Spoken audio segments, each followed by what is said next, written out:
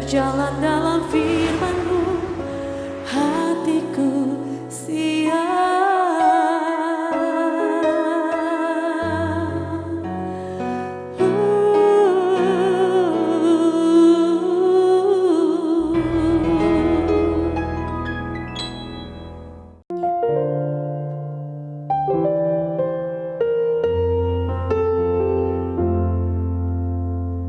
Salam Kenlever yang dikasihi oleh Tuhan Yesus. Apa kabarnya semuanya? Kiranya dalam keadaan sehat, diberkati Tuhan.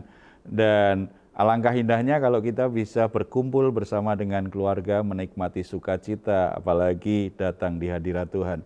Saudara-saudara yang dikasihi oleh Tuhan Yesus, Tuhan sangat peduli dengan hidup kita. Tidak hanya kita ditebus dari dosa-dosa dan diselamatkan, tetapi kehidupan kita hari-hari Tuhan juga peduli. Oleh sebab itu Tuhan Yesus berkata kepada kita, "Marilah kepadaku semua yang letih lesu dan berbeban berat, aku akan memberi kelegaan kepadamu." Tuhan memberi perhatian betul kalau jiwamu tertekan, kalau engkau sedang stres saat ini karena masalah yang begitu banyak, engkau merasa letih lesu, sepertinya hidup ini begitu berat untuk dijalani. Apapun keadaanmu, datang kepada Tuhan. Kalau kita datang kepada Tuhan, hadirat Tuhan itu kita rasakan, hadirat Tuhan itu akan memberi kita hati yang damai, kelegaan, kekuatan untuk menanggung segala perkara. Bahkan oleh kuasa yang dahsyat itu, Dia bisa menolong kita, sangat bisa menolong kita. Mari kita hampiri Dia dalam doa. Kita berdoa. Bapa di surga, kami ucap syukur karena dalam Yesus kami boleh datang kepadamu. Bapa, kami bersyukur untuk keselamatan yang sudah Tuhan berikan kepada kami, sehingga kami orang yang berdosa dilayakkan untuk datang kepadamu. Dosa-dosa kami diampuni, hidup kami diperbaharui hari demi hari, kami menjadi semakin berkenan di hadirat Tuhan. Bapa, saat ini kami juga membawa semua masalah hidup kami karena kami percaya bahwa hanya Engkaulah pribadi yang bisa kami andalkan, tidak pernah mengecewakan. Engkau tahu semua pergumulan-pergumulan yang sedang kami hadapi saat ini. Tuhan tolong, Tuhan Engkau memberi kami ketenangan hati, damai sejahtera-Mu, sukacita-Mu. Kami sangat menikmati hadirat Tuhan saat ini. Oleh sebab itu kami juga membawa korban syukur kami. Ini pujian penyembahan kami di hadapan-Mu Bapa. Kiranya Engkau bersukacita atas kami semua. Dalam nama Tuhan Yesus kami berdoa. Amin. Tuhan kita adalah Tuhan yang setia. Mari terus andalkan Dia.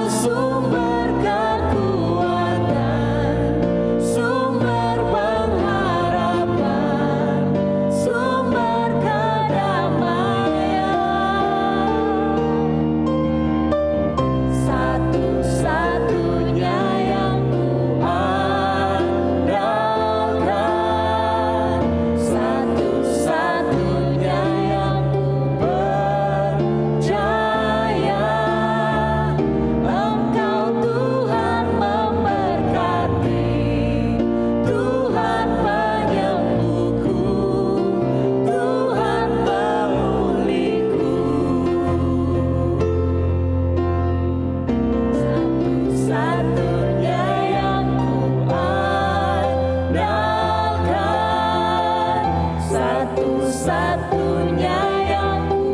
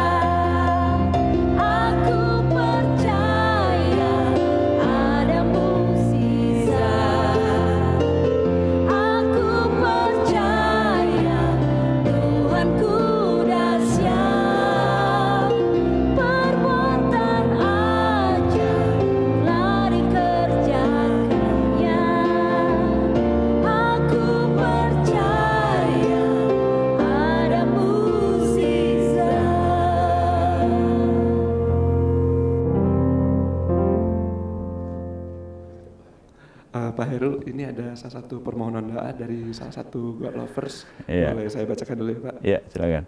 Ini untuk permohonan doanya, mohon tim RIG mendoakan saya. Saat ini saya dipercaya untuk memimpin satu pelayanan baru. Tetapi ada yang tidak setuju dan berusaha mempengaruhi pimpinan gereja agar saya digantikan orang lain. Terima kasih. Ya, itu satu pergumulan ya. Nanti kita akan dukung dalam doa. Ada banyak orang yang dalam posisi yang seperti itu. Sebenarnya yang lebih penting yang perlu kita pikirkan adalah ketika orang memulai sebuah pelayanan, apakah dia yakin Tuhan panggil dia? Kalau Tuhan panggil dia, Tuhan memilih dia untuk memulai sebuah pelayanan, Tuhan pasti bela. Walaupun ada orang yang tidak suka, walaupun ada hambatan, walaupun ada orang-orang yang berusaha merekayasa sedemikian rupa supaya kita tidak ada pada posisi itu. Tapi akhirnya Tuhan akan bawa ke tempat itu. Kalau Tuhan memilihnya. Karena Tuhan pasti membela orang-orang pilihannya. Ini tidak hanya berlaku dalam pelayanan sebenarnya. Bagi saudara-saudara yang bekerja, kalau Tuhan memang yang memimpin saudara sampai pada posisi tertentu di sebuah perusahaan, di sebuah pekerjaan, di kantor saudara. Kalau Tuhan memang yang mengarahkan saudara sampai di situ, walaupun ada orang-orang yang coba menghalanginya, ada orang-orang yang coba berbuat sesuatu supaya saudara tidak sampai pada posisi itu, Tuhan pasti akan membelanya dengan cara yang kita mungkin nggak bisa duga. Tetapi pembelaan Tuhan itu pasti dilakukan kepada orang-orang yang Tuhan sudah pilih, orang-orang yang Tuhan sudah tetapkan di posisi tertentu. Kita akan pelajari Alkitab terlebih dahulu. Kisah seperti itu ternyata dialami juga oleh Harun dan Musa. Kita tahu kisahnya bahwa Harun dan Musa itu dipertanyakan oleh sekelompok orang tentang posisi mereka. Memangnya hanya Harun dan Musa saja yang boleh melayani Tuhan, yang bisa melakukan pekerjaan-pekerjaan Tuhan. Pemberontakan mereka terhadap otoritas Harun dan Musa ternyata dibela Tuhan. Sedemikian rupa. Dan pembelaan itu Tuhan lakukan beberapa tahap. Kita lihat ada satu bagian yang mengungkapkan bagaimana Tuhan membela Musa dan Harun, orang-orang pilihannya ini. Ya, kita buka Bilangan pasal 17. Bilangan pasal 17, kalau kita perhatikan ayat 1 sampai 9, pembelaan Tuhan itu luar biasa. Jadi kalau kita baca di pasal sebelumnya, kita akan ketemu peristiwa bagaimana kepemimpinan Harun dan Musa, kepemimpinan dan pelayanan mereka diguncangkan oleh sekelompok orang yang ingin mengambil alih posisi itu, yang menginginkan jabatan itu. Tetapi ternyata Tuhan bela. Walaupun Musa berusaha menaikkan syafaatnya supaya Tuhan mengampuni, tetapi tetap disiplin Tuhan dan maksud Tuhan, pembelaan Tuhan tetap terjadi bagi orang yang Dia pilih. Bagaimana Tuhan membela mereka? Pasal 17 kita bisa lihat bagaimana pembelaan Tuhan itu sangat unik dan luar biasa sekali, ya. Katakanlah kepada orang Israel dan suruhlah mereka memberikan kepadamu satu tongkat untuk setiap suku. Semua pemimpin mereka harus memberikannya satu demi suku, seluruhnya 12 tongkat. Lalu tuliskanlah nama setiap pemimpin pada tongkatnya. Pada tongkat Lewi harus kau tuliskan nama Harun.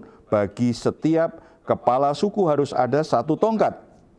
Kemudian haruslah kau letakkan semuanya itu di dalam kemah pertemuan di hadapan tabut hukum, tempat aku biasa bertemu dengan kamu. Dan orang yang kupilih, tongkat orang itulah akan bertunas. Demikianlah aku hendak meredakan sungut-sungut yang diucapkan mereka kepada kamu, sehingga tidak usah kudengar lagi. Kemudian Musa memerintahkan kepada setiap suku, para pemimpin untuk menyiapkan tongkat, ditulis nama dari sukunya. Sementara suku Lewi diwakili Harun. semua tongkat itu ditaruh di hadapan tabut perjanjian, tabut hukum Tuhan, di mana Tuhan biasa hadir. Ketika itu dilakukan, ternyata yang terjadi seperti ini. Kita baca ayat ke-6. Setelah Musa berbicara kepada orang Israel, maka semua pemimpin mereka memberikan kepadanya 1 tongkat dari setiap pemimpin menurut suku-suku mereka, 12 tongkat. Tongkat Harun ada di antara tongkat-tongkat itu. Ayat 7, Musa meletakkan tongkat-tongkat itu di hadapan Tuhan dalam kemah hukum Allah. Ayat 8, ketika Musa keesokan harinya masuk ke dalam kemah hukum itu, maka tampaklah tongkat Harun dari keturunan Lewi telah bertunas, mengeluarkan kuntum, mengembangkan bunga, dan berbuahkan buah badam. Ini kan sangat unik, sangat istimewa. Pembelaan Tuhan itu unik sekali ya. Semua tongkat, karena mereka meragukan bahwa Harun itu sebenarnya tidak hanya Harun yang dipilih Tuhan. Kami pun juga dipilih Tuhan. Kami juga punya hak dong untuk jabatan itu. Kami juga boleh dong ada di posisi itu. Jadi ada orang yang cemburu dengan jabatan pelayanan itu.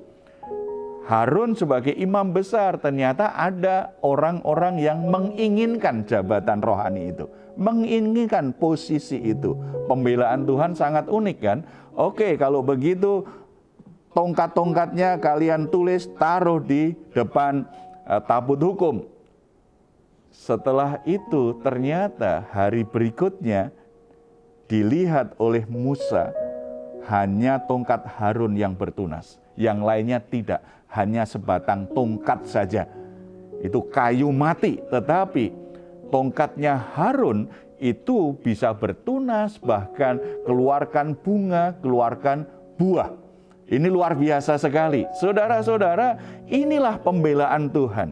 Kadang-kadang kita dalam posisi dicemburui karena Tuhan beri kita kesempatan jabatan tertentu. Kita dapat promosi, kita dapat berkat yang lebih dari orang lain. Ada orang-orang lain cemburu dengan kita. Ada orang-orang lain menginginkan posisi itu. Ada orang-orang lain menginginkan apa yang kita miliki. Tetapi kalau kita orang-orang yang sudah ditetapkan Tuhan, orang-orang yang sudah dipilih Tuhan, Tuhan bisa membela kita dengan cara yang sangat tidak terduga, dengan cara yang sangat unik, yang menunjukkan bahwa kita memang dipilih oleh Tuhan.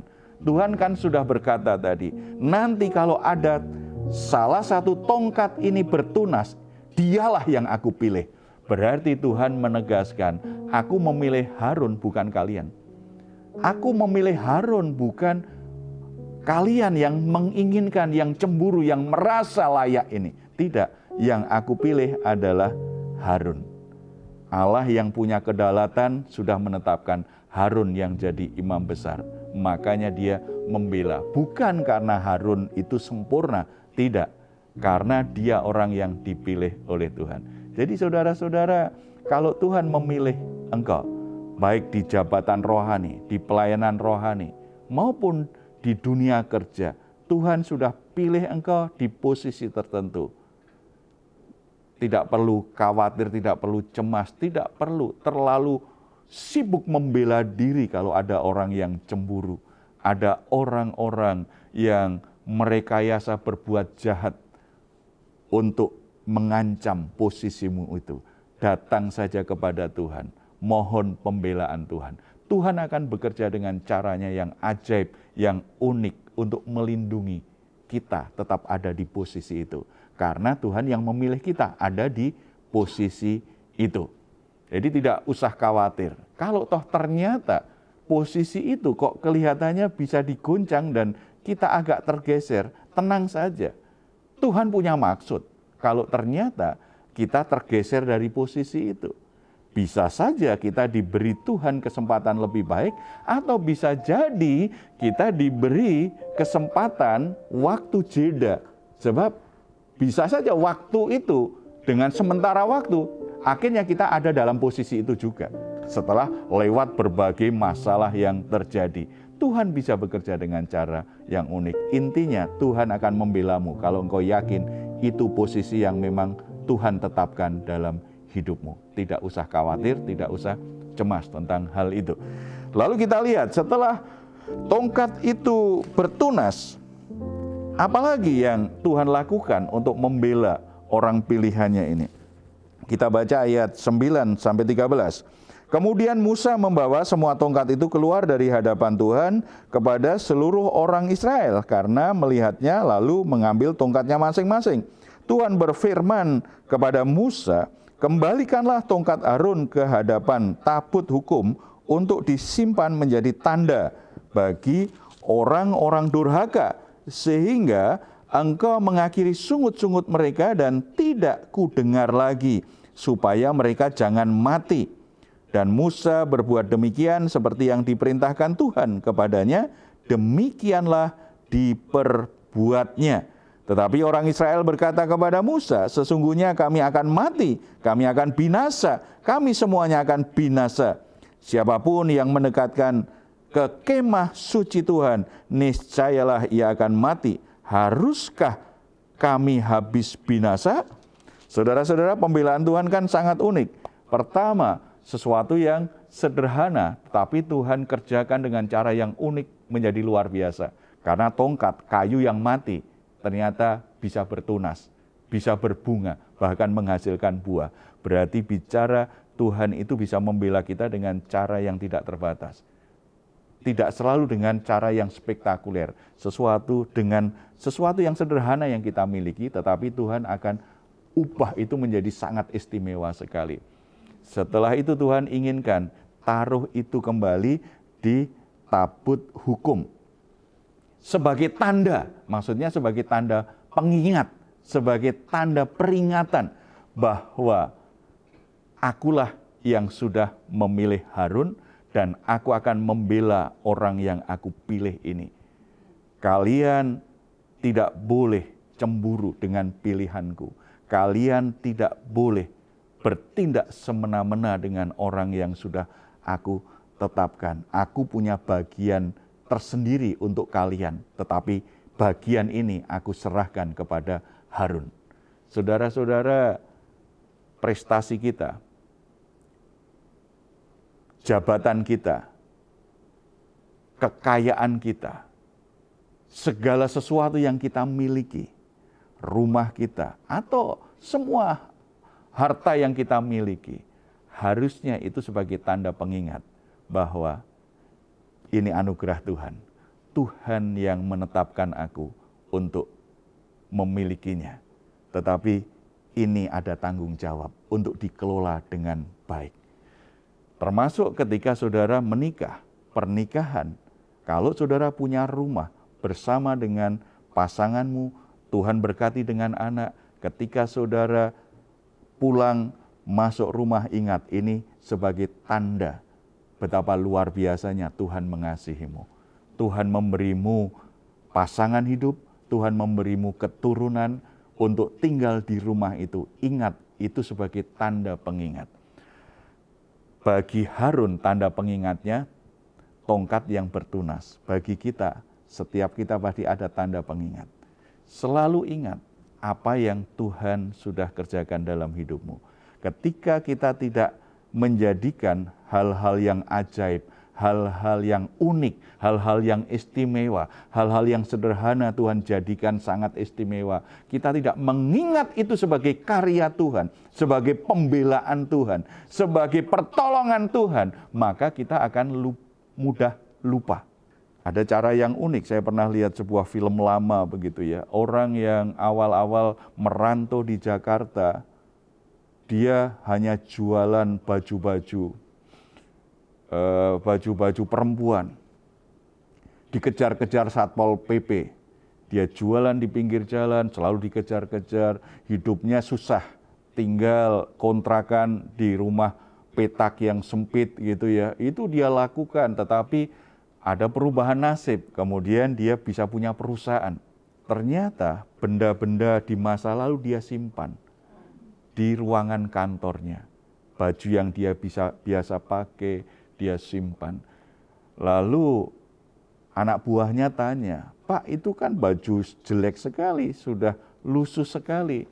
Itu kan ada lagi beberapa kain begitu." Karena aku selalu ingin mengingatkan diriku sendiri. Setiap aku duduk di sini, ini meja yang mahal. Lalu ruangan ini sangat indah sekali, mewah sekali. Tetapi kenapa aku taruh kain yang lusuh itu? Setiap aku lihat itu, aku ingat bagaimana berkat Tuhan mengubahkan hidupku.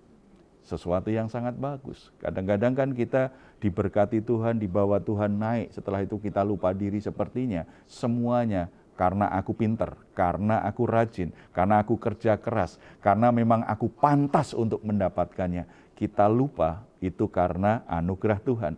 Karena pembelaan Tuhan, kita bisa lewati semua masalah-masalah hidup kita. Ingat, semua yang Tuhan berikan, ingat itu, jadikan itu sebagai tanda pengingat betapa baiknya Tuhan dalam hidupmu. Supaya engkau tidak lupa diri dengan apa yang Tuhan sudah kerjakan selama ini. Mari kita datang kepada Tuhan. Bapa di surga, terima kasih Engkau tidak hanya memilih kami dan menetapkan kami dalam posisi tertentu. Engkau tidak hanya pilih kami dari sekian banyak orang untuk Engkau selamatkan, tetapi Engkau juga pilih kami untuk maksud yang mulia dalam kerajaan-Mu, baik dalam posisi tertentu di dunia kerja maupun di pelayanan. Itu semua adalah anugerah-Mu Bapa. Hamba-Mu berdoa untuk saudara-saudara yang merasa terancam dengan kedudukannya, karena ada orang-orang yang cemburu di kantor, di pekerjaannya. Ada orang-orang yang juga menginginkan posisi tertentu dalam pelayanannya, dalam pekerjaan Tuhan. Saat ini mereka risau dengan posisi itu, tetapi biarlah kebenaran firman Tuhan hari ini mengingatkan mereka tidak perlu risau dan cemas dengan orang-orang yang cemburu, karena Tuhan punya cara untuk melindungi mereka. Kalau memang mereka adalah orang-orang yang Tuhan tetapkan, orang pilih pada posisi itu, Tuhan punya cara yang sangat unik. Tuhan punya cara yang sangat tidak terduga untuk melindungi mereka. Supaya hati mereka tidak melekat pada jabatannya, tetapi hati mereka tetap melekat pada hati Tuhan. Sehingga mereka tidak berjuang sedemikian rupa dengan cara yang kadang-kadang terlalu keras untuk melindungi jabatannya. Tetapi mereka melakukan dengan penuh tanggung jawab setiap jabatan yang mereka miliki saat ini sebagai kesempatan untuk melayani Tuhan melalui setiap jabatan yang mereka miliki. Terima kasih Bapa, berikan perlindungan-Mu kepada hamba-hamba-Mu, kepada orang-orang yang sudah mendedikasikan hidupnya untuk pekerjaan Tuhan, dari orang-orang yang jahat, dari niat-niat orang yang jahat, dari rekayasa jahat iblis, setan yang ingin menghancurkan, yang ingin merusak pekerjaan Tuhan, yang ingin merusak hamba-hamba-Mu. Tuhan berikan perlindungan kepada mereka. Demikian juga kami semua Tuhan, Tuhan lindungi kami. Biarlah kami senantiasa mengerti setiap ketetapan Tuhan, kami mengerti setiap apa yang Tuhan sudah percayakan kepada kami. Berikan kami hikmat untuk bisa mengelolanya dengan baik. Kami menjadi orang-orang yang bisa bertanggung jawab di hadapan Tuhan. Kami tidak terlalu risau dengan apa reaksi orang, tetapi kami lebih fokus apa yang Tuhan inginkan melalui setiap posisi yang Tuhan berikan kepada kami semuanya Tuhan. Dalam nama Tuhan Yesus kami berdoa. Amin. Puji Tuhan karena kita memiliki Allah yang selalu membela kita. Saudara-saudara, kalau saudara membutuhkan sahabat doa, saudara membutuhkan dukungan doa karena saudara sedang mengalami pergumulan-pergumulan dalam hidupmu, silahkan menuliskannya di nomor telepon yang tertera di layar saudara. Tim doa kami akan mendukung saudara dalam doa. Jangan pernah putus harap, jangan pernah tawar hati, karena Bapa kita di surga sungguh-sungguh peduli, mau dan mampu menolongmu. Kalau saudara ingin memberikan komentar, silahkan menuliskannya di ruang komentar yang ada di channel Diaspora TV. Kami tunggu. Mazmur 4 ayat 8 sampai 9. Engkau telah memberikan sukacita kepadaku lebih banyak daripada mereka ketika mereka kelimpahan gandum dan anggur. Dengan tentram aku mau membaringkan diri lalu segera tidur, sebab hanya Engkaulah ya Tuhan yang membiarkan aku diam dengan aman. Puji Tuhan, selamat malam, selamat beristirahat. Tuhan Yesus memberkati kita semuanya. Salam.